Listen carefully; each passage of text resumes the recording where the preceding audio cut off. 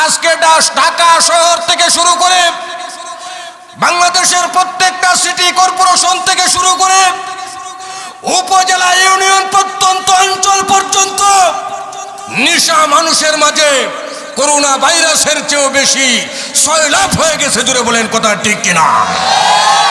মুহতারাম হাজরিন, পৃথিবীতে 600 কোটি মানুষের ভিতরে প্রায় 200 কোটি মুসলমান। এরপরে ফিলিস্তিনে মুসলমানদেরকে মারে, আফগানিস্তানে মুসলমানদেরকে মারে, ওই রাখাইন রাজ্যে মুসলমানদেরকে মারে, ইরাক মিশর ওই অঞ্চলগুলিতে মুসলমানদেরকে মারতেছে কেন? আজকে আমরা রিচার্জ করে দেখেছি, আমাদের 200 কোটি মুসলমানদের মধ্যে যারা যুবক মুসলমান আছে এরা ইসলাম থেকে দূরে সরে গেছে। আওয়াজ দিয়ে বলেন কথা ঠিক কিনা? পৃথিবীতে যুবক ভাইরা তোমাদেরকে বলে যাই, তোমরা যদি আবারও উমরের মতো কালিবার ঝান্ডা ধরতে পারো, যদি আবারও উমরের মতো কালিবার পতাকা উড়াইতে পারো, আমাদের বিশ্বাস, আমাদের একিন, আল্লাহি আবারও গোটা পৃথিবীতে কালিবার পতাকা উড়বে। মুসলমানের বিজয়ের মালা আল্লাহ তাআলা মুসলমানের গলায় পরাবে। ঠিক কিনা বলেন? মসজিদে মিম্বার থেকে নেমে ওই মরা খেজুর গাছের কাছে চলে যায়। খেজুর গাছকে যাইয়া এইভাবে আক্রাইয়া জড়াইয়া ধরলেন। কিতাবের ভিতর লিখে আল্লাহ হাবিব বিশ্ব নবী খেজুর গাছকে সান্ত্বনা দেয়। ছোট বাচ্চা কান্নাকাটি করলে বাবা যে যেমনি ভাবে সান্ত্বনা দেয়, কান্দিস না, চকলেট দিব রে, কলা দিব, কমলা দিব, আপেল দিব, আঙ্গুর দিব, কেঁদো না। এমনি ভাবে ঠোঁট নাড়াইয়া নাড়াইয়া খেজুর গাছকে যেন কি সান্ত্বনা দেয় বোঝা যায় না। খেজুর গাছ আরো কান্নার আওয়াজ বাড়াইয়া দেয়। এরকম আওয়াজ দিয়ে অনেকে কান্দে না, কেকড়ায় কেকড়ায়, এইভাবে খেজুর গাছ কান্দতেছে। আল্লাহর হাবিব বিশ্ব নবী খেজুর গাছকে ডেকে বলে, খেজুর গাছ রে, আর কেঁদো না, তাড়াতাড়ি কান্না থামাও। তুমি কি চাও জলদি করে আমাকে জানাও। রে খেজুর গাছ, তুমি কি চাওনি আমি আল্লাহর পয়গম্বর তোমার জন্য দোয়া করে দে, সারা বছর যেন তোমার মাঝে আল্লাহ খেজুর দান করেন। খেজুর গাছ বলে, ইয়া রাসূলুল্লাহ, ইয়া হাবিবাল্লাহ, সারা বছর আমার ভিতরে খেজুর থাকুক, এটাই আমি খেজুর গাছ চাই না গো। আল্লাহর হাবিব বিশ্ব নবী বলে, তাহলে তুমি কি চাও? খেজুর গাছ বলে, গো নবীজি আপনি বলুন, আপনি তাড়াতাড়ি করে বলুন। কিয়ামতের কঠিন ময়দান যেদিন কায়েম হয়ে যাবে, ওই দিন তো আপনি বিশ্ব নবীজি ওই হাসরের মাঠে বয়ান করবেন বলে, আহা ওগো নবীজি, ওই দিন তো আপনার একটা মিম্বারের প্রয়োজন হবে। আপনি ওয়াদা দিন ওই হাসরের ময়দানে আপনি আমাকে মিম্বার বানাবেন।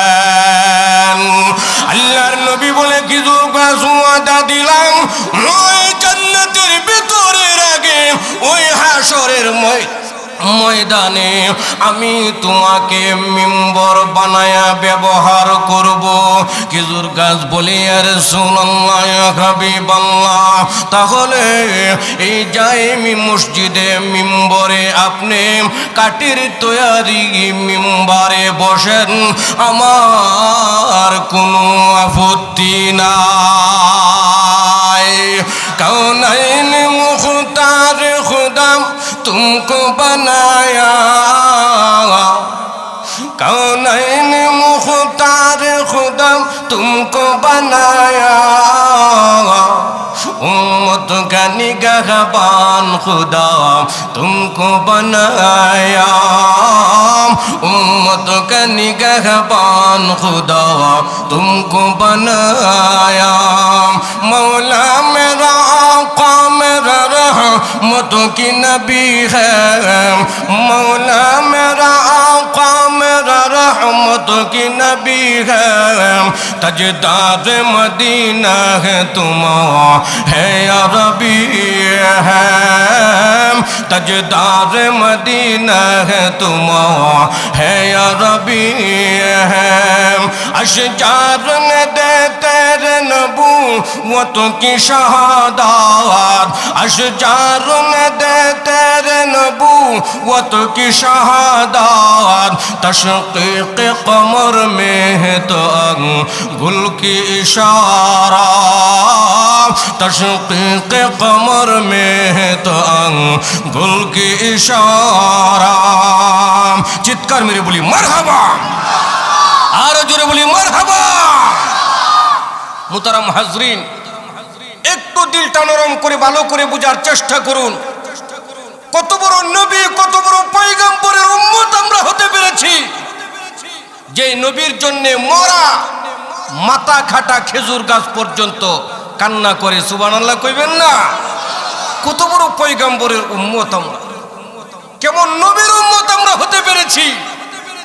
বদরের যুদ্ধ চলতেছে, বদরের যুদ্ধে যাওয়ার আগে আল্লাহর হাবিব সাল্লাল্লাহু আলাইহি ওয়াসাল্লাম সাহাবায়ে কেরামদেরকে লাইন ধরে কাতার ধরে সোজা করে দাঁড় করাইতেছেন।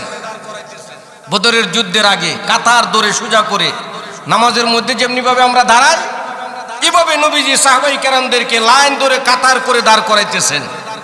একজন সাহাবী একটু সামনের দিকে চলে আসছে, কথাটা খুব বুঝবেন ভালো করে, একটু সামনের দিকে চলে আসছে। আল্লাহর হাবিবের হাতে একটা লাঠি ছিল, ওই লাঠি দিয়া ওই সাহাবীর পেটের মধ্যে গুতা দিয়া একটু পিছনের দিকে দিয়ে দিছে। সুবহানাল্লাহ কইবেন না? তো সাহাবী উনি চালাকি করে ফেলছে, বলতেছে ইয়া রাসূলুল্লাহ ইয়া হাবিবাল্লাহ, আপনি যে আমাকে গুতা মারছেন আমি তো ব্যথা পেয়ে গেছি। সুবহানাল্লাহ কইতেন না? আমি তো ব্যথা পেয়ে গেছি। এমনি আল্লাহর হাবিব, বন্ধুগণ আমার খুব ভালো করে বুঝেন, আল্লাহর হাবিব ওনার হাত থেকে লাঠিটা সাহাবীর হাতে দিয়ে দিছে। সুবহানাল্লাহ কইবেন না? আল্লাহর পয়গম্বর ওই সাহাবীর হাতে লাঠিটা দিয়ে দিল। এবার আল্লাহর নবী বলে, রে সাহাবী, আমি তোমার পেটে আঘাত করে ফেলেছি, কষ্ট পাইছ। সাহাবী রে, এই নাও আমার লাঠিটা তোমাকে দিয়ে দিলাম। যত জোরে তোমাকে আঘাত করেছি, যতটুকুন ব্যথা তুমি পাইছ রে, ঠিক তত জোরে ততটুকুন আঘাত আমি বিশ্ব নবীর পেটে দিয়া দাও। জুরে জুরে বলেন সুবহানাল্লাহ। আল্লাহর হাবিব ওনার দেহ মুবারক থেকে চাদর মুবারক সরাইয়া নবীজির দেহটা খালি করে দিলে। আল্লাহর নবীর সাহাবী সুযোগ পেয়ে গেলেন, লাঠিটা এক পাশে রেখে দিয়া বিশ্ব নবীজির শরীরের সাথে এইভাবে জড়াইয়া সাহাবী কুলাকুলি করে। আল্লাহর নবী বিশ্ব নবী সাহাবীকে বলেন, আরে সাহাবী, জন্যে তুমি আমাকে জড়াইয়া ধরলে? সাহাবী বলে, ইয়া রাসূলুল্লাহ, ইয়া হাবিবাল্লাহ, ওগো নবীজি, বদরের প্রান্তরে যুদ্ধ করার জন্যে যাইতেছি, জানি না গো জীবিত ফিরে আসবো না মারা যাব। যদি মারা যায় নবীজি জান্নাতে দেখা হবে, আর যদি গাজী হয়ে আসি গো আপনি বিশ্ব নবীকে একবার দেখার সৌভাগ্য আমি সাবের হবে। আপনাকে কেন জড়ায়া ধরছি রে? মরার আগে আপনার সিনা মুবারকের সাথে আমি গুনাহগারের সিনাটা লাগাইয়া গেলাম। জুরে জুরে বলেন সুবহানাল্লাহ। বুঝেন মিয়া? বুঝেন মিয়া কোন নবীর উম্মত আমরা? আজকে সেই নবীর উম্মত হওয়ার পরেও হালুয়াঘাটে ফাঁস লটকাইয়া মেয়ে মারা যা, আর ওই মেয়ে ময়মনসিংহ মেডিকেল কলেজে পোস্টমর্টম করার জন্য নিয়ে যাওয়া হয়। আর নবীর উম্মত নামের কুলাঙ্গার 20 বৎসরের কলেজ পড়ুয়া মেয়েকে দর্শন করে, মরা মানুষকে দর্শন করে। নাউজুবিল্লাহি মিন যালিক। কত বড় নাদান, কত বড় নিকৃষ্ট আমরা হয়েছি। মানুষের রুচির দুর্ভিক্ষ কোথায় গিয়ে ঠেকেছে? একজন মরা নারীকে দর্শন করা হয় এই বাংলার জমিনে, যেখানে দাওয়াতে তাবলীগ করার দেশ, যেটা উলামায়ে কেরামের দেশ, 92% মুসলমানের এই দেশে নারীকে দর্শন করা হয়। এটা আমাদের জন্য নবীর উম্মত হিসেবে কলঙ্ক, ঠিক কিনা বলেন? কি বলবো, কোথায় কষ্টের কথা বলবো? আসি কোথায় আমরা? আমাদের আদর্শ কোথায় গিয়ে ঠেকেছে দেখেন।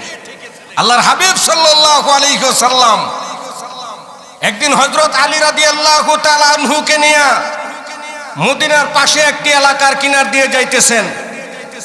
ওই এলাকায় দিয়ে যখন পাশ দিয়ে যাচ্ছেন, একজন সাহাবী নবীজির সামনে দৌড়ায় এসে উপস্থিত হয়েছেন। কথাটা খুব সুন্দর করে বুঝবেন। ওই সাহাবী যখন নবীজির সামনে দৌড়ায় এসে উপস্থিত হলেন, নবীজি বললেন, কি ব্যাপার, কি চাও, কেন আসছো? বলল, ইয়া রাসূলুল্লাহ, ইয়া হাবিবাল্লাহ, আমার এলাকার সব মানুষ হলো খ্রিস্টান, ইহুদি, সব মানুষ ইহুদি, শুধুমাত্র একমাত্র আমি মুসলমান। আমার এলাকায় দুর্ভিক্ষ চলতেছে, খাবারের বড় অভাব। ছোট ছোট বাচ্চাগুলি মা বাবার কাছে খানার জন্য দৌড়াদৌড়ি করে দিতে পারে না।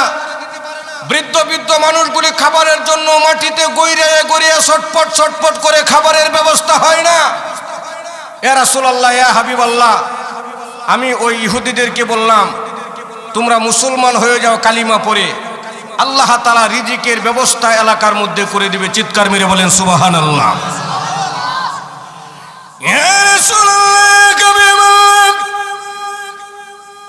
আমার কথা শুনে সব মানুষ মুসলমান হয়ে গেল। আমি একজন গরিব মানুষ, আমার ঘরেও কোনো খাবারের ব্যবস্থা নাই। ওগো নবীজি, সব মানুষ আমাকে আইসা ধরল, এরে তুই যে বললি খাবারের ব্যবস্থা হবে, মুসলমান হলে কই? খাবারের তো কোনো ব্যবস্থাপনা দেখা যায় না।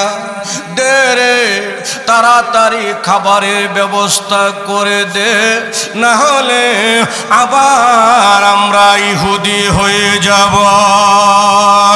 ইয়া রাসূলুল্লাহ, ইয়া হাবিবাল্লাহ, কোথা থেকে খাবারের ব্যবস্থা করব রে? খাবারের ব্যবস্থাপনা তো নাই, কি করি?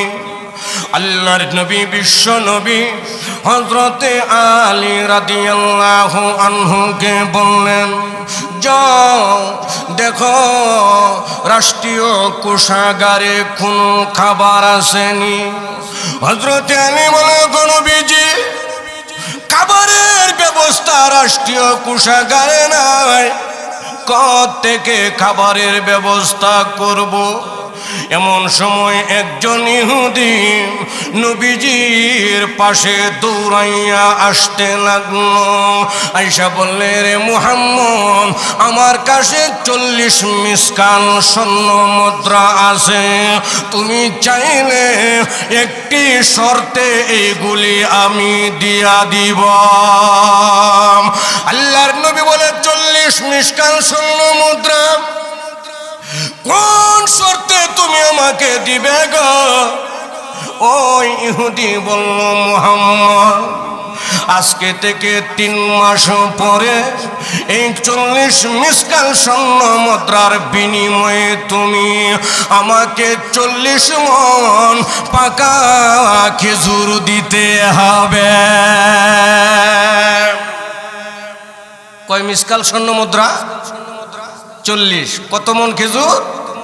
40 মণ পাকা খেজুর দিতে হবে। সময় কয় মাস? জোরে বলেন, কয় মাস? 3 মাস। নবীজি বললেন, আলী, ওনার কাছ থেকে স্বর্ণ মুদ্রাগুলি নিয়ে নাও, 3 মাস পরে গাছে খেজুর পেকে যাবে, তখন আমরা 40 মণ খেজুর তাকে দিলে কোনো সমস্যা হবে না। ঠিক আছে, আপনি 40টা স্বর্ণ মুদ্রা আমাদেরকে দিয়ে দেন। নবী করিম সাল্লাল্লাহু আলাইহি ওয়াসাল্লাম ওই সময় 40টা স্বর্ণ মুদ্রা নিয়ে ওই এলাকার মানুষের মধ্যে বন্টন করে দিয়ে দিলেন, যাও তোমরা খাবার কিনে যার যার মতো তোমরা খাওয়া শুরু করো। চিৎকার মেরে বলেন সুবহানাল্লাহ। বাইরে লক্ষ্য করে দেখুন, এবার দিন যায় রাত যায়, দিন যাইতেছে রাত যাইতেছে, 3 মাস হওয়ার আরো 3 দিন বাকি। আল্লাহর নবী বিশ্ব নবী রাহমাতুল লিল আলামিন ওই দিকে হযরতে উমর রাদিয়াল্লাহু আনহুকে সাথে নিয়া ওই এলাকার পাশ দিয়া যায়। এবার উমর, আগে ছিল আলী, এবার কে? জোরে বলেন, উমর নবীজির পাশ দিয়ে যাইতেছে। ওই ইহুদি উমর আর নবীজির পাশে এসে এইভাবে 2 হাত দিয়ে দাঁড়ায় গেছে, এইভাবে 2 হাত ধরে দাঁড়িয়ে গেছে। নবীজি বললেন, কি ব্যাপার, কেন দাঁড়াইলা? বলে, আপনি যে আমার কাছ থেকে 40 মিসকাল স্বর্ণ মুদ্রা নিয়েছিলেন 40 মণ খেজুরের বিনিময়ে, আমার খেজুর দেন। নবীজি বললেন, এখনো তো 3 দিন বাকি আছে, শর্ত ছিল 3 মাস। জোরে বলেন, কয় মাস? 3 মাস। এখনো তো 3 দিন বাকি আছে, তুমি আমার কাছে 40 মিসকাল স্বর্ণ 40 মণ খেজুর এখনই চাইতেছো, কারণটা কি? কোন আমাকে এখনই দিতে হবে। নবীজিকে অপমান অপদস্থ করতে লাগলো। এক পর্যায়ে আল্লাহর হাবিব সরকারে 2 আলমের কলারে পর্যন্ত ধরে ফেলেছে। উমর রাদিয়াল্লাহু আনহু পাশে দাঁড়ানো। উমরের চেহারা লাল হয়ে গেছে, উমরের রক্ত মাথায় উঠে গেছে, চক্ষুগুলি বড় বড় করে দিছে। আল্লাহর হাবিব সাল্লাল্লাহু আলাইহি ওয়াসাল্লামকে অপমান অপদস্থ করতেছে। হযরত উমরের এই পরিস্থিতি নবীজি দেখে হযরত উমরকে নবীজি বললেন, থামো। সুবহানাল্লাহ বলেন, আরো জোরে বলেন না সুবহানাল্লাহ। আপনারা বলুন, আমি শুনি, উমর নরম না গরম? আলীর চেয়ে উমর নরম না গরম? বহুত গরম, বহুত গরম। কত গরম আপনাদেরকে বুঝাই। পৃথিবীতে যখন মুসলমানের সংখ্যা 39 জন, নবীজি দিনের দাওয়াত দিচ্ছেন, মুসলমানের সংখ্যা 39। হযরত উমর ইসলাম গ্রহণ করেছেন, সংখ্যা হয়েছে কত? 40। উমর ইসলাম গ্রহণ করেই আল্লাহর হাবিবকে বললেন, বেরোন। বেরোইতা মনে কই যেটা? আরে বের হন। কোথায়? কাবা ঘর যায়। হাই সর্বনাশ, কি কো কাবা ঘর? কেলা গিয়া নামাজ পড়বাম কাবা ঘর? সুবহানাল্লাহ কইবেন না? আরে না, কাবা ঘর যাওয়া যাবে না। কাফেরদের সংখ্যা বেশি, তাদের কাছে অস্ত্র সজ্জ অনেক কিছু আছে। আমরা মাত্র 40 জন মানুষ, ওখানে গেলে অনেক খবর আছে, ভেজাল হবে, আমাদের সমস্যা হবে, যাওয়া যাবে না। উমর কই, নবী গো, আমি উমর। সুবহানাল্লাহ কইতেন না? এতদিন আপনারা গোপনে গোপনে আযান দিয়েছেন, এতদিন আপনারা গোপনে গোপনে নামাজ পড়েছেন, এতদিন আপনারা গোপনে গোপনে দিনের দাওয়াত প্রচার করেছেন, আমি উমর এখন ইসলাম গ্রহণ করে ফেলেছি, আর গোপনে কোনো কাজ চলবে না। চিৎকার মেরে বলেন সুবহানাল্লাহ। প্রকাশ্যে হবে। আল্লাহর হাবিব সাহাবীদেরকে বললেন, উমর যে কয় বাইরে হইতাম তোমরা কি তাকো? সাহাবী ওরাও বলতেছে, নবী গো, উমর যখন কইছে তাইলে আর অসুবিধা নাই, সুবহানাল্লাহ কইবেন না? বেরোইতেছে, কাতার হইছে দুইটা। জোরে বলেন কয়টা? এক কাতারে 20 জন, আরেক কাতারে 20 জন।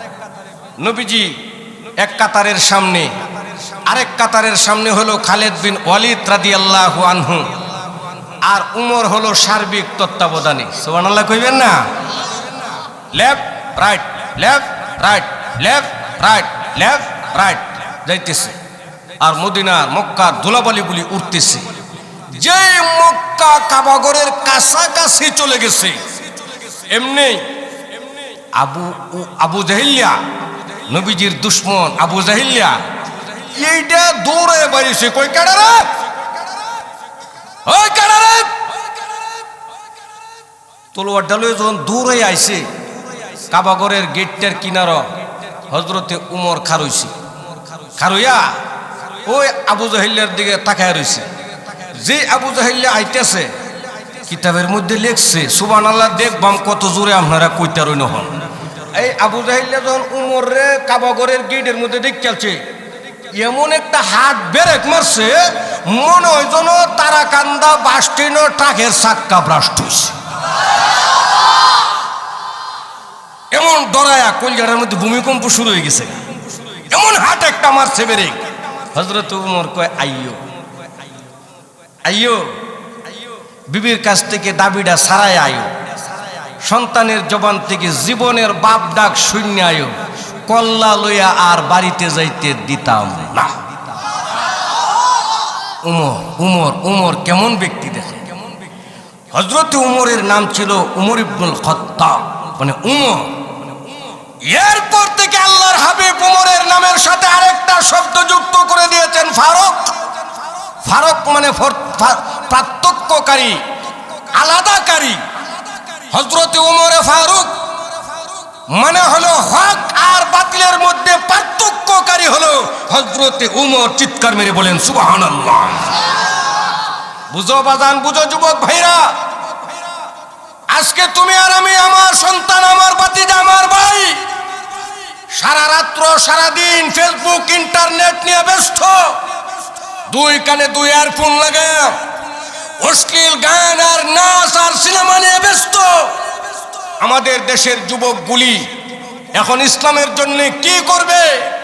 যদি একটু ভালো করে বাতাস আসে, তাহলে সে বাসের মধ্যে দূরে খারুইতে হয়।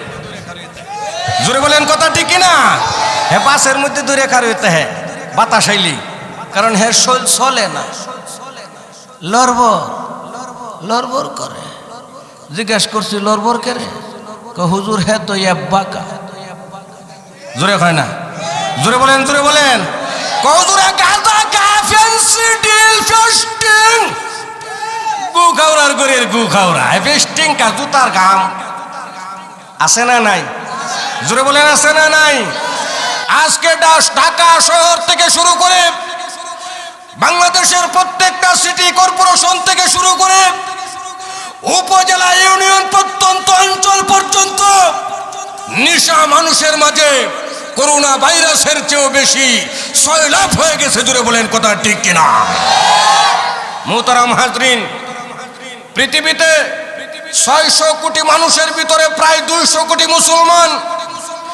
এরপরে ফিলিস্তিনে মুসলমানদেরকে মারে, আফগানিস্তানে মুসলমানদেরকে মারে, ওই রাখাইন রাজ্যে মুসলমানদেরকে মারে, ইরাক, মিশর, ওই অঞ্চলগুলিতে মুসলমানদেরকে মারতেছে কেন?